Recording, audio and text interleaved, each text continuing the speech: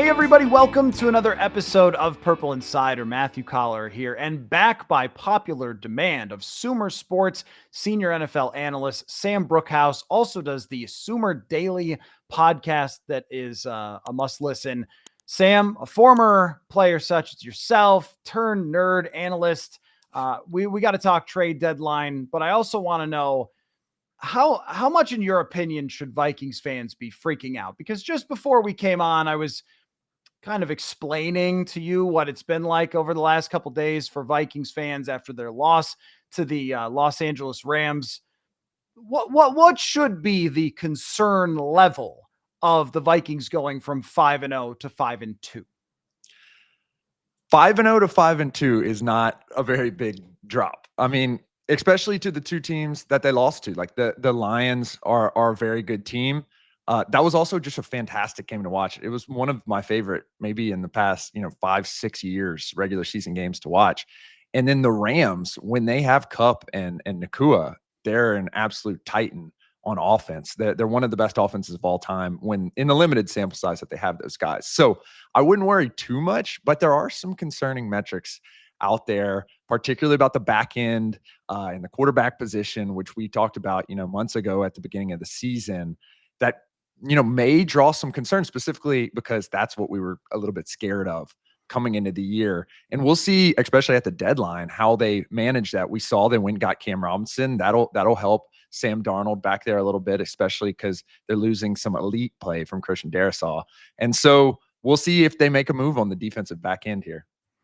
Well, that's where I've targeted as well. I want to get your opinion, though, as you being a former Division I player at the linebacker position. If people can tell by you still got the linebacker traps going on a little bit there.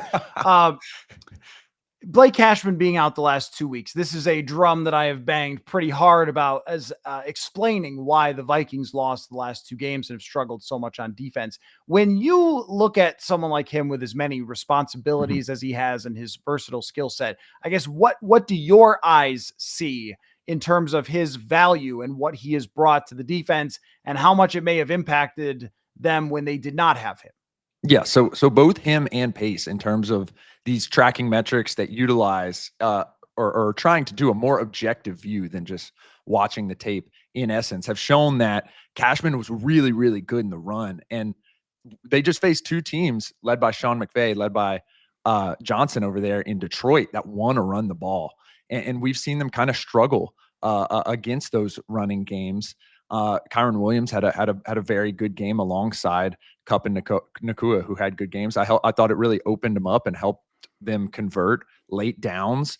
And I think that's really the core loss, because when you do lose, especially with such an attacking, complex defense as Brian Flores runs, when you lose kind of that leader in the middle, it kind of takes a lot to fill that up. And Pace did it to a certain degree, but when you lose two, like, it's very difficult for one person to do the job of the other, particularly in today's NFL, where linebackers are really thought of to cover a lot. And typically the way it's set up is like one guy is the run guy, which has typically been, kind of a blend on this team, especially given that they like to drop Van Ginkel into coverage as well. But it's really a big loss. And I think as they move forward in the season, as Cashman kind of comes back, we'll see how he helps out in that run game. Yeah, I think it's a huge, huge deal in the run game. And then the Lions and the Rams were able to just build off of that. They had favorable down and distances.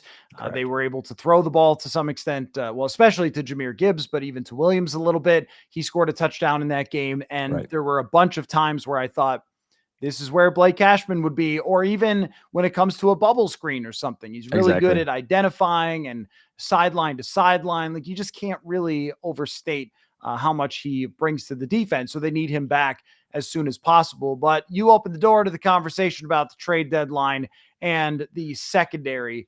What type of opportunity do you see to add to the secondary? Because I am with you. I think defensive tackle is a little bit of a pipe dream. There's just not that many available defensive tackles. Calais Campbell, maybe. I'm interested in that if Miami's going to sell him as a rental. But as far as cornerbacks, they need someone who can play man coverage. They can't ask Stephon Gilmore to play 1,000 snaps at his age. what should they be looking at in the trade market? Yeah, the cornerback position's an interesting one. We actually haven't seen any like big time major trades at that cornerback position in years. Like we've seen Stephon Gilmore kind of change hands a couple times between the Patriots and Carolina, and now he's on the Vikings, joined right before the season. He's playing like okay. He's playing as well as you could really ask him to play at this age and at this point, and particularly coming into a team so early, so late in the kind of preseason. Where I really have highlighted is kind of the safety position. Like I know they love Harrison. I think he's a great player, especially a long-term Viking.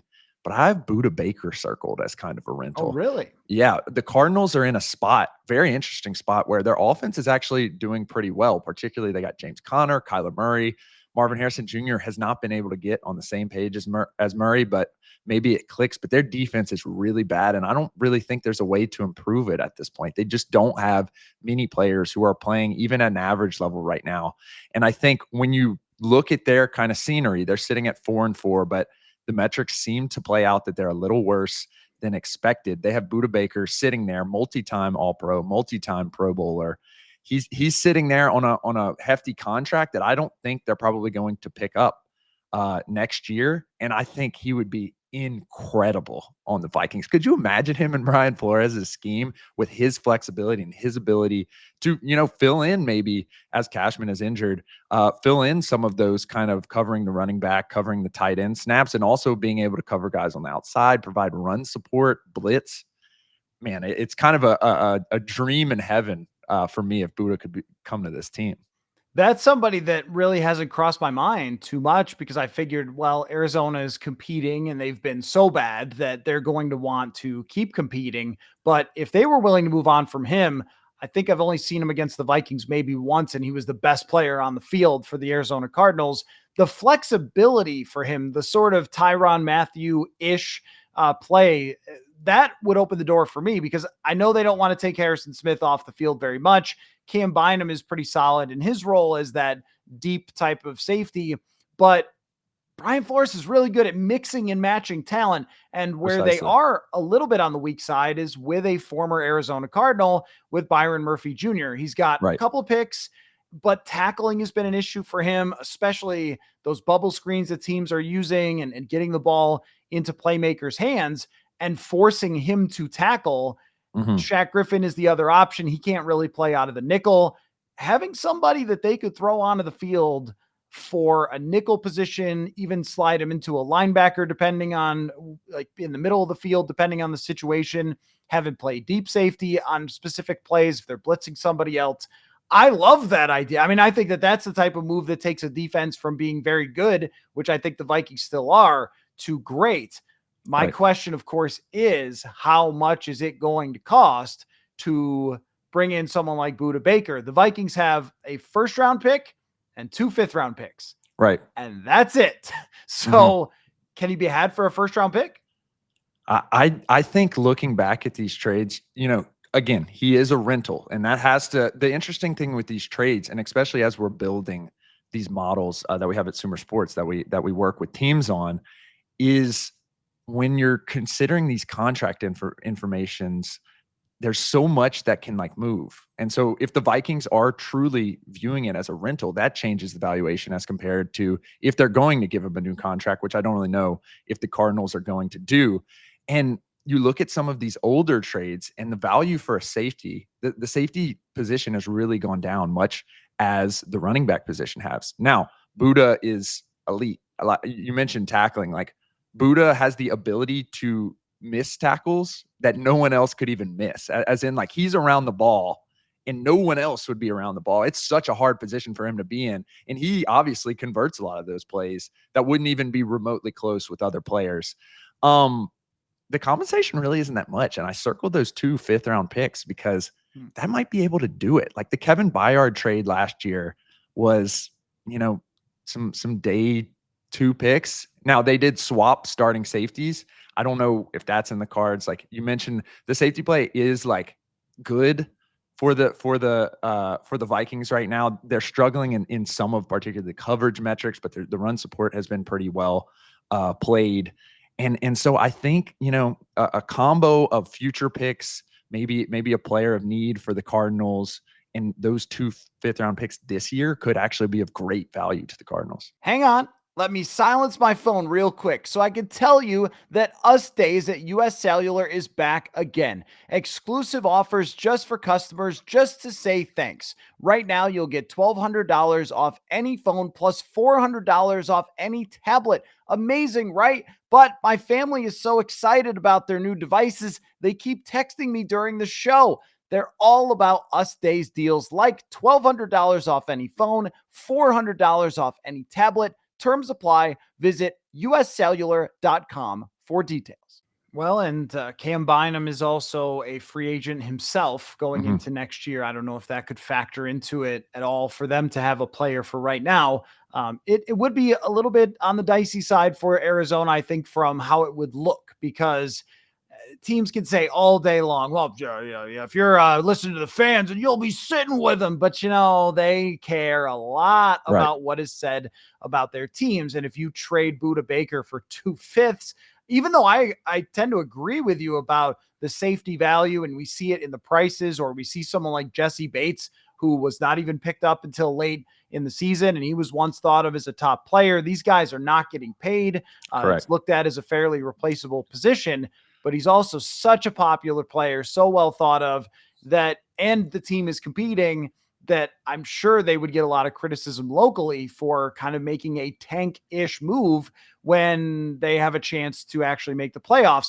From the Vikings angle, I think that there's also some belief of the Vikings that the building, the coaches, the environment that they bring players into, that if they bring them here, they can extend them. And that was really part of the bet with TJ Hawkinson. Like, you're going to trade him, you're going to bring him in, and you're going to convince him with your money and your environment, you should stay here and keep playing for this team. The idea that I've had, because of course, if you're telling me 2/5 for Budda Baker, I am absolutely in on that. The idea that I've had involves the Carolina Panthers, who should be fire sailing everything. But the hardest player to get away from them would be J.C. Horn. Right. A corner of his caliber, hard to find. That one might be worth the first round pick and the 5th-year option. You can extend him a lot easier than someone who's going to be an unrestricted free agent. How married would you be to the first round pick for next year for the Vikings? It's a great question. And you mentioned the bad look, I think the teams that are a little bit more on the ropes are really having to consider this right now. And the Vikings obviously think that they're a team that is competing. They have competed. Now they are in a tough division. They're going to have, multiple more matchups with the Packers and the Lions that are going to be tough. But all that said, their offensive line is elite, even with Darisaw going down. Jefferson, Naylor, and Addison have all been very, very good this year. Aaron Jones has been revelatory.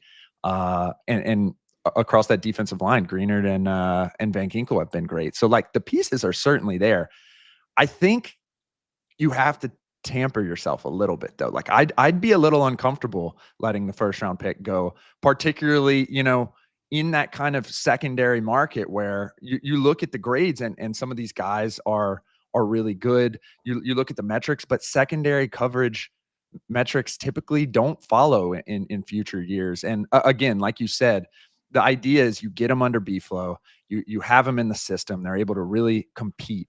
But it gets tricky giving up first round picks for guys that aren't edge rushers and wide receivers, frankly. The last time we saw a trade of that magnitude was Jalen Ramsey when he went from the Jaguars to the Rams. And that was a massive trade for a player who was a defensive player of the year type candidate. And even then, the first round pick was probably a highly, highly discussed trade item between the Rams and the Jacksonville Jaguars. So I'm a little bit more conservative when it comes to keeping the draft picks. But of course, I'm an analyst. So we love our draft picks over here, particularly basketball and baseball analysts think about this really, really deeply about the true value of those and being able to move around and be flexible.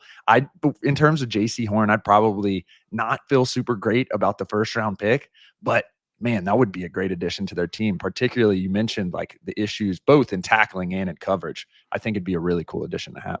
Well, the biggest thing for me with someone like him, and that it's a really hard needle to thread because there's not too many players that you would actually do this for, but it's the fact that you get to keep him Right. and you get to extend him and make him one of the higher paid corners in the league. But the thing is that JJ McCarthy is going to be the quarterback of this team next year. So there's unless Sam Darnold wins the Super Bowl, then maybe we're having a different discussion. As of right now, the long-term plan for the salary cap is to have so much money to use.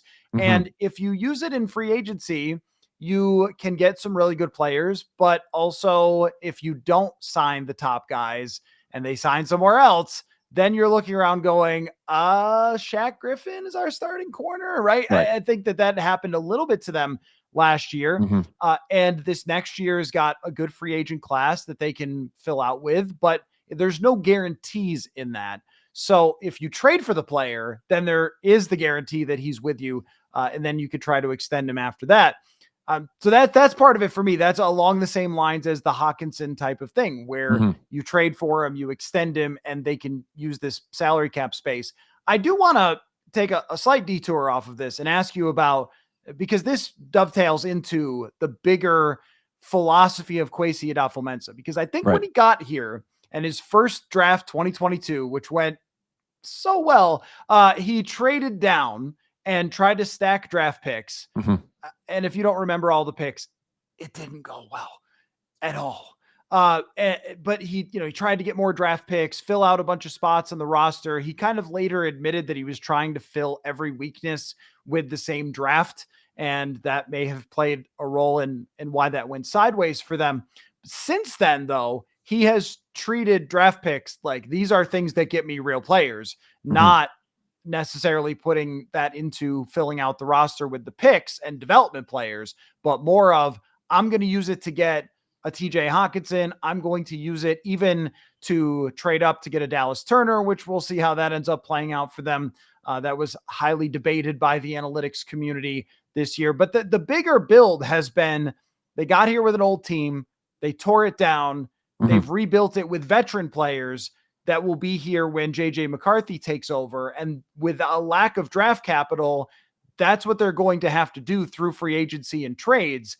I wonder if you think that is like, how would you categorize it? Is it risky? Is it reasonable? Is it sound? Is it unique?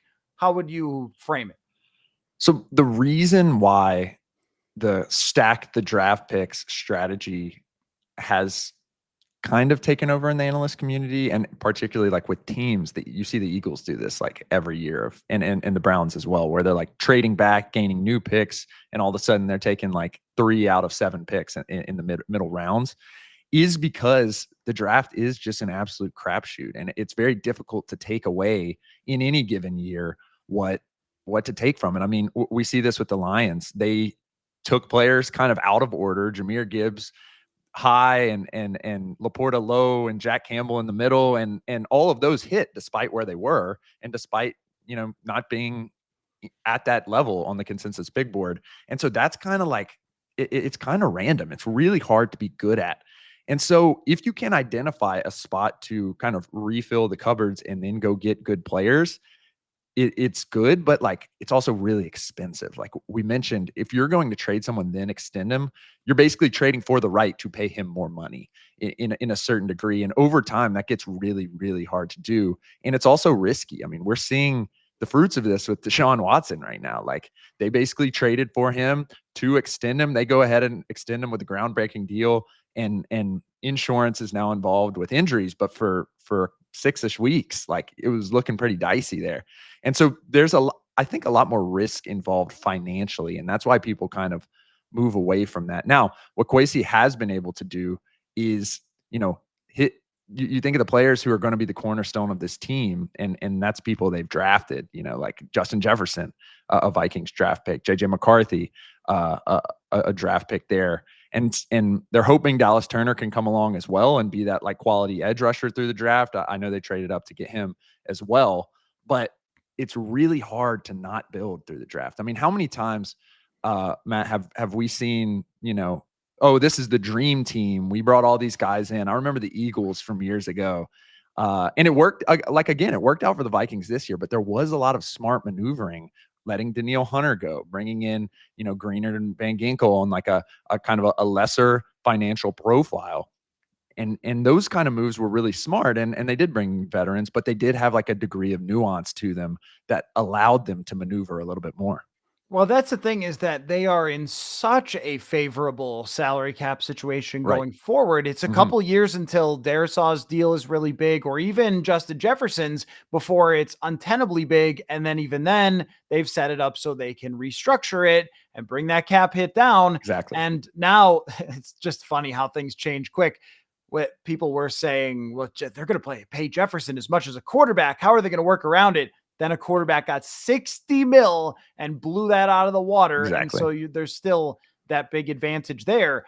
Where I think it's difficult with free agents is that they are not young, that Precisely. you're bringing in people with mileage. And we're talking about Blake Cashman being hurt.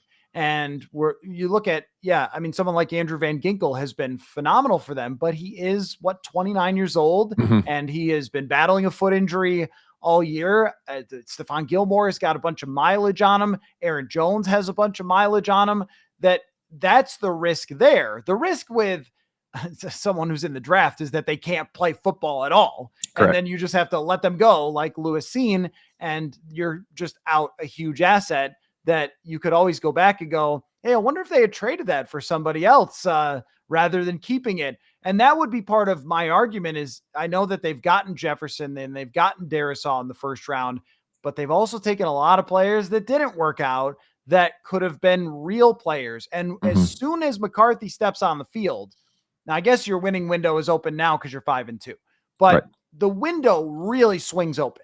And Exactly. it's 3 to 4 years with McCarthy. And what we know from the New Orleans Saints is that if you want to create enough cap space to do whatever the hell you want for 3 to 4 years, you can. And what I think that the Vikings are trying to do is be the 49ers, where they traded for McCaffrey. They traded for Trent Williams. That was a trade, right? Yeah, I think it was a trade. Yeah. And they went out and signed Hargrove, and they've made these big moves for big money around a couple of cornerstone players that they've drafted in the past. And they're filling it out that way rather than trying to pick and hope, as long as Brock Purdy is cheap. And after that, they might not even keep Brock Purdy, the way that their Right. philosophy has been. It's so interesting that way. But I see a lot of parallels between what San Francisco has done and what the Vikings are trying to do once McCarthy takes over. And what you just outlined was the reason why I was actually much lower on the 49ers this year, because all those guys are old and all Yep. those guys are injury prone. And even the stuff that isn't injury related and it's just kind of the breaks of the game, like Debo gets pneumonia and they probably like they take a loss, or who knows what strength he's playing at. I mean, that's tough. And that has nothing to do with football. And you just kind of look at the teams who have tried their best to build through the draft. I mean, the Texans are a great example of this right now. They sit at 6-2. They made some moves to bring in guys, but when it comes down to it, they have Tank Dell. They're going into Thursday Night Football with Tank Dell, who they drafted, and CJ Stroud, who they drafted, and they have the pieces that they made moves for: Tunsil, Mixon, Hunter as well. That they made moves for, but all of those are like, if you don't have CJ Stroud, if you don't have those cornerstones that you draft, it's very difficult to be good. And so like, it's just risky. Like it's so tough in terms of team building to like build a philosophy, because you have the 49ers who have been Super Bowl, bound for years now. And then they just like hit a flat tire and all the guys are going out, and who knows how they're going to play. I mean, at any given point in time, they could have virtually no offensive weapons in any given week for Brock Purdy to throw to. Yeah, I think that there's so many different ways to approach it is what makes it so fascinating for folks like you and I, which is you can try to tank, but this organization does not tank. That's something Right. that they were fully against. And Mhm. so what I think about is how we evaluate Kwesi Adofo-Mensah and his team building. It really has to start with when he gets hired in 2022 and they say, you're not going to do what the Lions did. You're not going to do what the Bears did. Right. And for the ownership, it worked out. They got a home playoff game out of it. They won 13 games, and the division was so bad that year that they took advantage of the tanking teams Mhm. to ultimately get into the playoffs. but that also pinned Kwesi Adofo-Mensah in a situation where he had to fix the salary cap, and they didn't have a ton of draft picks that he was able to work with already because they never sold off parts at the trade deadline. They always said, no, we're going to hang on to our guys. They never sold off parts in the offseason with those older players. They waited until they basically just had to cut them. And Rick Spielman didn't set up Kwesi with a whole lot to work with. And so I think that in answering the question, how do I stay competitive? Do I have years to wait till somebody develops? Probably not. And if you're 5-2 and you can finish 11-6, that means you're in the playoffs. Probably not a home playoff game, but you're in the playoffs. Where are you drafting? 23rd? Do you have a good opportunity? When does that player help you? Is kind of the point. Even with Dallas Turner, we're seeing maybe a little of the reason that he wasn't a top 10 draft pick is because he needs some development.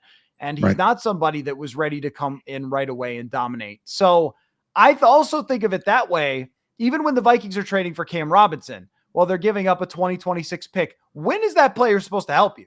If you're Kwesi Adofo-Mensah and you know what type of timelines GMs work on, if you didn't tank and get all the draft picks and you have seasons now and you have moves now and a sample size, the clock is ticking.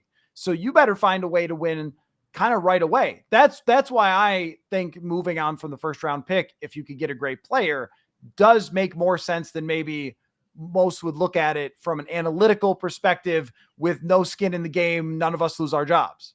Yeah. And I think that they're in a place of privilege here too, because I believe in Kevin O'Connell and I believe in Brian Flores. And moreover, Sam Darnold has played well up until now. Now, like we can dive deeper into the analytics and see why he's doing well. Is he doing well because he's throwing it deep and Kevin O'Connell is scheming up plays for Justin Jefferson? Like maybe, but nonetheless, it's been relatively successful until kind of the last couple weeks in some of the losses. But you also have JJ McCarthy, who you drafted. And so like you're kind of in that position like the Chiefs were all those years ago, where you think you have, maybe a B+ answer at quarterback right now. And you think you have maybe an A minus, A+ even perhaps answer for the future. And so then you're not hunting for a quarterback. Like the Panthers, we mentioned the Panthers as like a big seller. Like the Panthers are in the market for everything right now. And it's like you said, it's going to be expensive and old for them to add any players in any other way other than the draft. And I think given that the Vikings do have, cornerstones at multiple positions, particularly on the offensive side of the ball, I think maybe they can be more loose. I'm just really worried because it's hard to get good secondary players. I mean, like I mentioned, it's difficult to trade for those guys. Like it's difficult to make happen. They're valuable and they're few and far between, and it's unpredictable how they are. And the best way to go get them is through the draft. I mean, Sauce Gardner was an All-Pro year one. Diggs and who hasn't been good this year over in the Cowboys, like his best years were in his first couple of years. Like you can get instant impact guys in that first round, and if you can manage it at least for the next couple of weeks, and you can lean on Brian Flores to keep you there, I think that puts you in a much better team building position moving forward, rather than like locking in this year where I think they're probably in a position where they can still compete, but like, are they better than the Lions? Are they better than the Packers? It's a really difficult conversation. Like we were talking to Thomas Dimitroff on the SumerSports show this week, and he's like, it's just a different calculus when you're in that seat. Like you're watching the games every week, and you don't know what the future holds, and we can try to predict and prognosticate, but you got to put yourself in a position to win right now because that's what the fans want to see, and that's what this game is about. It's the NFL. It's not for long. Well, the other thing is too that you're 5-2, and let's take a look around the NFC. All right, Detroit is super dangerous, but who else? Who else would you be saying, oh my gosh, the Vikings can't compete with in the NFC? If you have a chance, and this isn't even a first round pick sale, but just you got to do something type of statement, especially at the cornerback position. If you look around and go, all right, are they better than Philadelphia? Probably even. Are they better than Washington? Maybe. Rookies usually don't win the Super Bowl, so I don't know there. Washington's good. They got their flaws. San Francisco, you mentioned. The Rams might be coming. Arizona's okay. Seattle's okay. Nothing special here. And Jordan Love's banged up for the second time in Green Bay. I mean, if it comes down to, you can make an argument as we stand right now, if they win the game against the Colts and they're 6-2, and the only team that you could say is better than them, they lost by 2 points at home. It's hard for me to say, oh no, actually hold on to those 5th round draft picks, which does bring up another question of, got any other ideas? I love Budda Baker idea. Please. Yes. DJ Reed's not going to be for sale, right? Maybe. It's tough to know with the Jets. Yeah.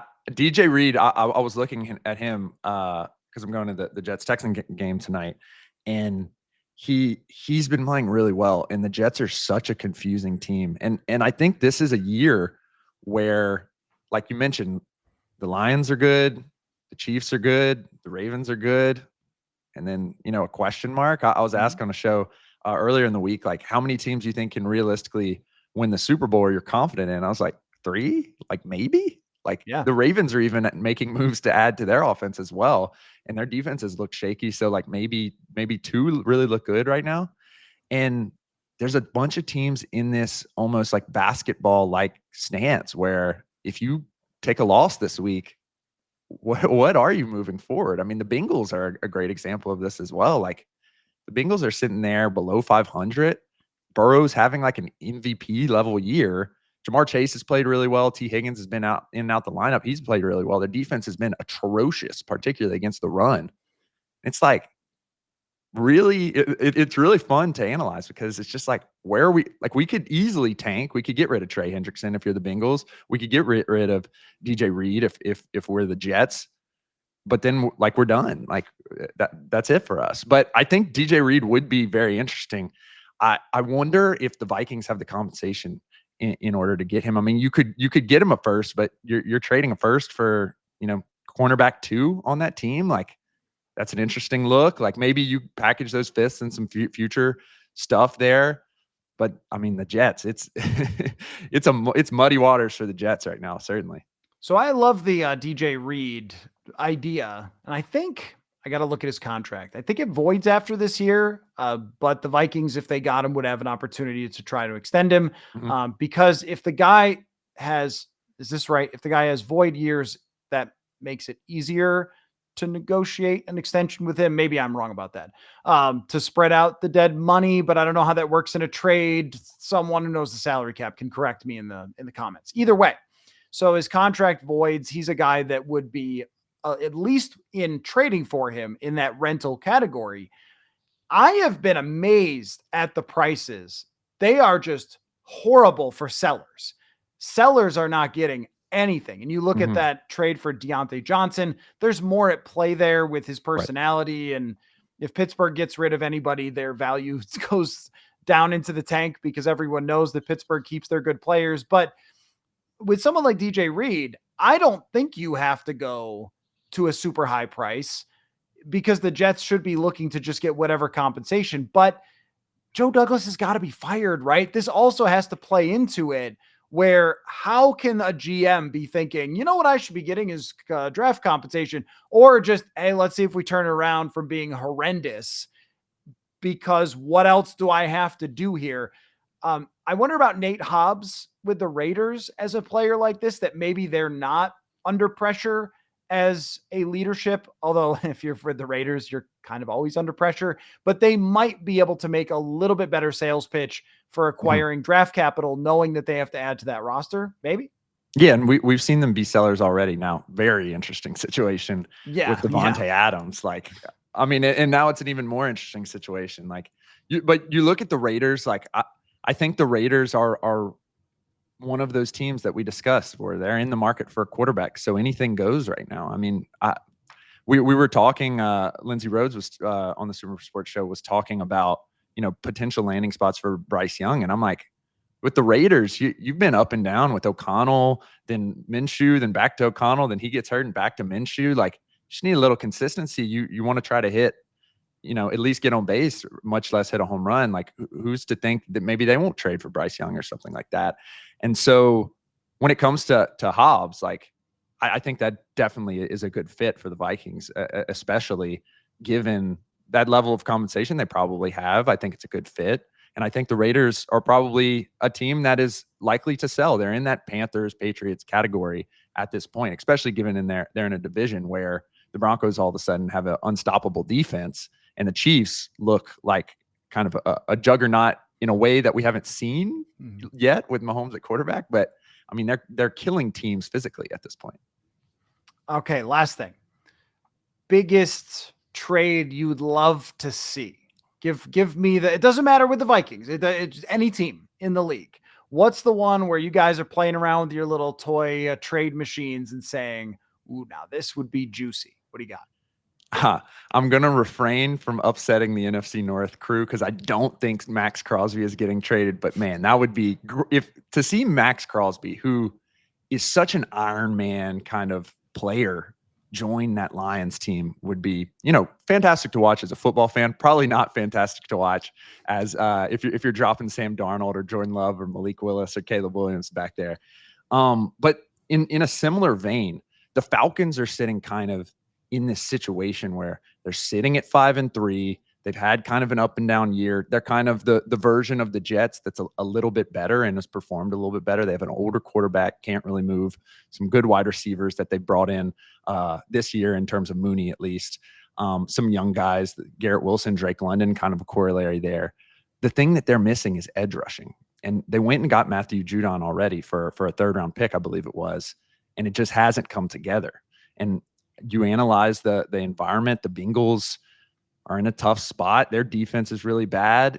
Can Trey Hendrickson go to that Falcons team? And then you look down the line, like in true conspiracy theory format, their general manager, formerly of the Saints, he was there for years and years, including the years where they had Trey Hendrickson. Raheem Morris was a coach for the Falcons in the NFC South around the time where Hendrickson was there. They probably know a lot about the player. I think that he costs substantially less than a Myles Garrett or a Max Crosby would be worth, and he's extremely productive. And that's the one that I'm like closely looking at. The Bengals haven't been super active, but let's say that they make a decision in their room that it's like, hey, we got to pay Chase. We got to do whatever we can to pay Chase. We're a little cash conservative as a team. We already have T on kind of a deal where he's probably going to go somewhere else this year. Let's clear off the books. Let's get some draft capital in there. You mentioned Jesse Bates earlier. They did a similar thing with Jesse. You don't want to let him walk for anything. Let's get him to the Falcons. Let's get some draft capital. Hope that the Falcons, maybe take a downturn. Some of their analytics do show that that's possible. And let's make a deal here. And the Trey Hendrickson to the Falcons thing is one where I'm like, this is a perfect fit for both teams, and it could work out very well for both teams. I like that move, and I think that it would be shocking if Detroit did not pick up an edge rusher. Maybe Zadarius Smith. He has illness, the old getting traded flu, as has popped up a few times through the last couple of days. Deontay Johnson missing the game, and I think Cam Robinson was pulled from the game. Maybe they were thinking about potentially trading him before they did to the Vikings. That seems to be maybe the case with Zadarius. They've got to be in on that. Yeah, I think that the Raiders would be crazy to trade Crosby. And I feel like just in general, there are names that come up from bad teams that are locked into big contracts and they're franchise players that the teams are just not going to give away. Oh, we're going to give away Jeffrey Simmons or Dexter Lawrence. I'd be very surprised if there's anything like that because you don't plan on being bad forever. Exactly. Maybe just for this year. Sam Bruchhaus, Sumer Daily, senior NFL analyst, now the title over there at SumerSports. Great to have you back on the show. Super fun conversation. Always great to dig into the front office mindset. And when you were talking about Max Crosby, I thought you were going to hit something. You got a little juiced. It's still the linebacker guy is still in there. You looked like you were about to kind of tackle somebody. Hey, when I was watching that Lions Vikings game, and in particular, there was a play where Jared, great edge rush off the edge. Jared Goff, holds tight to the ball, delivers play. And then a couple plays later, 2 seconds plus, the Vikings get a huge sack. And man, I was juiced up. I was watching the game with some friends and like, dude, you got to calm down. I'm like, this is great football. This is football time. Like, I know a lot of people go through a midseason slump, but like, this is where we really dig down deep and we watch some of those great things that Brian Flores is scheming up, and some of the awesome things that some of those Lions players are doing. And the NFC North is so good this year. I'm enjoying every single one of those games. That Lions Vikings game, what if the Vikings win it? We're talking about how it's a classic Yeah. over here for sure, because it was one of the best, I think one of the best overall football games of the year. And had the Vikings beaten the Rams, it would have been a lot easier for everybody to get over. But unfortunately, no. So we'll see what happens here and in the trade deadline. Great to preview it with you, Sam. And we'll talk to you very soon, man. Appreciate the time. Appreciate it.